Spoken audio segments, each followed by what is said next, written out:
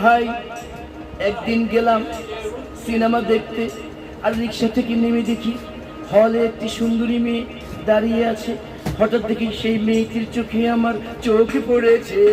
হলে নাকি air condition রয়েছে, আর একটি কাটলির মোড়ে একটা হল রয়েছে।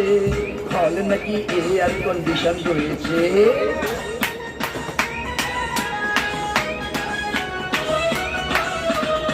ও ভাই, হাউসফুল, কোনো টিকিট নাই। ব্ল্যাকে 10 টাকার টিকিট 20 টাকা দিয়ে কিনে নিয়ে কোনো রকম হলে ভিতরে গিয়ে বসলাম। হঠাৎ দেখি পাশের চেয়ারে সেই মেয়েটাই আমার পাশেই বসেছে। আর এই হলে নাকি এয়ার কন্ডিশন রয়েছে, আর এই টিকাটলির মোড়ে একটা হল রয়েছে। হলে নাকি এয়ার কন্ডিশন রয়েছে।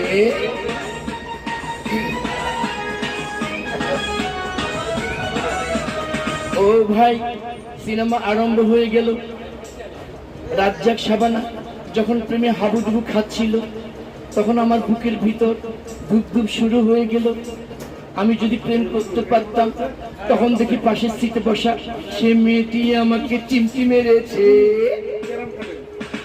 হলে নাকি এয়ার কন্ডিশন রয়েছে, আর এই টিকাটলির মোড়ে একটা হল রয়েছে।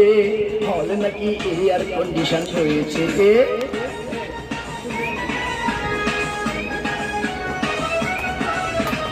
ও ভাই, আমি মেয়েটিকে জিজ্ঞেস করলাম, তোমার নাম কি? বলল মালতী বিবি। আহা গো, মালতী বিবি বলে সে মেয়েটি আমাকে একটি ধাক্কা মেরেছে।